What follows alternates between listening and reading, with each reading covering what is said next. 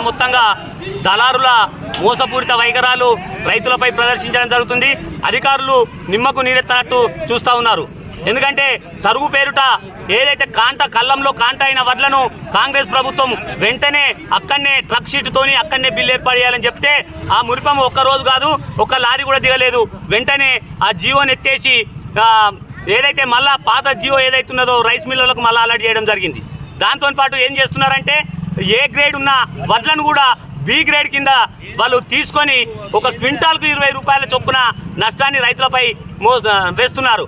అదేవిధంగా ఏదైతే ప్రభుత్వం సూచించిందో ధాన్యం తేమ శాతం కావచ్చు, అందులో ఉన్న పొల్లు శాతం కావచ్చు, అవన్నీ ఏది చూడకుండా ఒక 2 కిలోలు ఎక్కువ చేయమని చెప్పేసి 1 కిలో 42 కిలోల తూకాన్ని వేయాలని చెప్పేసి రైతులపై ఒత్తిడి తెస్తున్నారు. ఇట్లాంటి కార్యక్రమాన్ని నిరసిస్తూ ఈరోజు అప్షీపూర్లో ధర్నా కార్యక్రమం నిర్వహించడం జరిగింది.